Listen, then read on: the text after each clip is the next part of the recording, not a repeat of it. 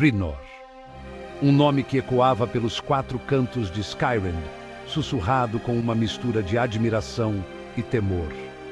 Nascido entre os Skyborn, seres alados que governavam os céus com a graça de um gavião, Thrinor era único. Ele possuía uma ligação visceral com as correntes etéreas, a própria força vital que pulsava em Skyrend.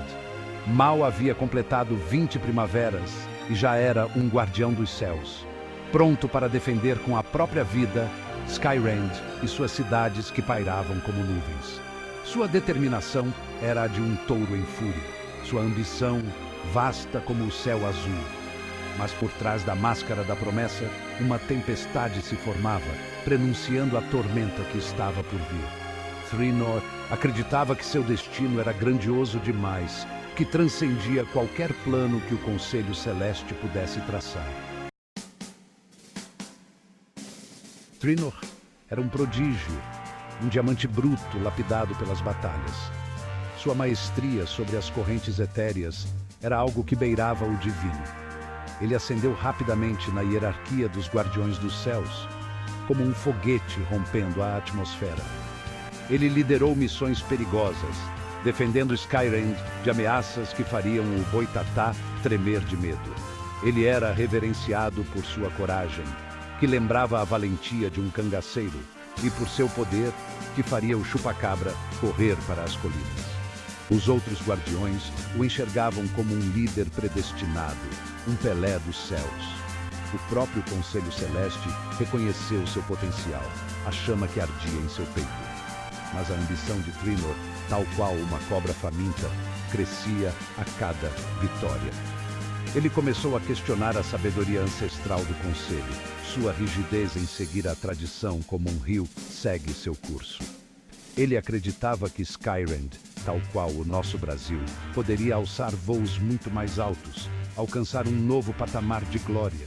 E ele, Thrinor, seria o maestro dessa sinfonia.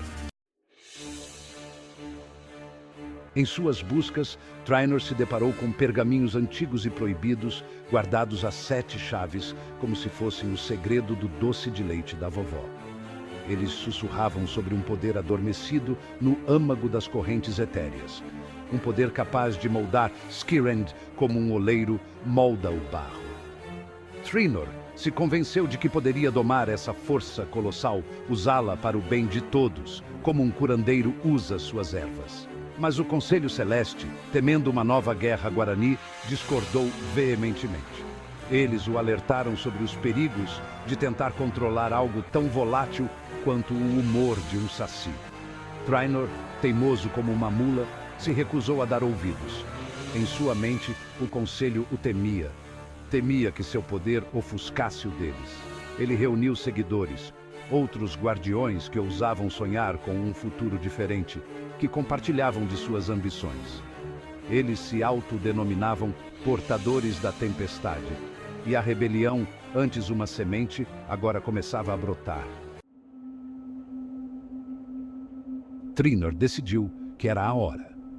Movido por suas convicções, ele ousou tomar à força o Cetro dos Ventos, um artefato ancestral com o poder de controlar as próprias correntes etéreas, tão cobiçado quanto um pedaço de bolo de fubá. O Conselho Celeste, no entanto, não se intimidou e se opôs à audácia do jovem guardião. A batalha que se seguiu foi cataclísmica, digna de um carnaval apocalíptico. Os céus de Skyrend tremeram como se estivessem sendo sacudidos por um terremoto. Cidades flutuantes, antes majestosas, despencaram como pétalas de ipê ao vento. A própria estrutura da realidade ameaçou se estilhaçar como um espelho quebrado. Thrinor lutou com a fúria de um animal ferido, mas foi derrotado, antes que pudesse realizar sua ambição. Contudo, sua última cartada foi uma tempestade de poder inimaginável. A tempestade eterna, como ficou marcada na história, devastou Skyrend, deixando cicatrizes profundas. Thrinor foi então considerado um pária, um traidor, um Judas que ousou desafiar o poder constituído. Ele se tornou um alvo, caçado por aqueles que um dia jurou proteger. Mas Thrinor mesmo abatido, ainda respirava, e em seu coração só havia espaço para a vingança. Ferido em corpo e alma, Trinor buscou refúgio nos céus desolados, uma região inóspita e deserta, varrida por tempestades que fariam o vento nordestino parecer uma brisa. Ali, ele lambia suas feridas e planejava seu retorno triunfal. Mergulhando nos textos proibidos, ele desvendou os segredos ancestrais e aprendeu a controlar a fúria indomável da tempestade eterna, tornando-se seu maestro. Trinor sabia que, para derrotar o Conselho Celeste, precisaria de mais poder, de uma arma que fizesse jus à sua sede de vingança. E ele a encontraria, custe o que custasse, nas profundezas sombrias dos céus desolados.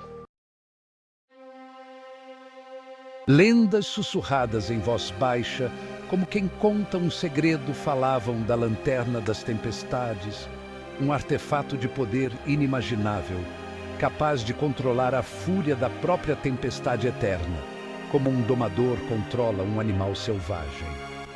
Trinor, guiado por essas lendas, se embrenhou nos confins dos céus desolados, enfrentando perigos que fariam um curupira parecer um gatinho manso. Finalmente, ele a encontrou, guardada por uma criatura ancestral, um ser de pura energia da tempestade, tão antigo quanto o próprio tempo. A batalha foi épica, um embate de titãs, mas Trinor, movido por sua determinação inabalável, prevaleceu. Com a Lanterna das Tempestades em suas mãos, ele podia sentir o poder pulsando em suas veias, forte como um café coado na hora. Ele não estava mais sozinho. Os Sombrivantes, criaturas das trevas que se alimentavam da energia caótica da tempestade eterna, juraram lealdade a Trinor, atraídos por sua fúria como mariposas a uma chama. Trinor, outrora o guardião prodígio, renascia das cinzas como o portador da tormenta. Trinor, agora com a fúria de 1000 trovões, decidiu que era hora de mostrar ao Conselho Celeste o significado da palavra vingança. Liderando os Sombrivantes, ele lançou um ataque impetuoso contra as cidades flutuantes, espalhando o caos e a destruição por onde passava. O Conselho Celeste, pego de surpresa, se viu diante de um inimigo muito mais poderoso do que jamais poderiam imaginar. Trinor havia se tornado a personificação da tempestade que um dia tentaram controlar. Ele os faria pagar por sua traição. Ele os faria se ajoelhar diante do poder do portador da tormenta. O palco da batalha final estava pronto.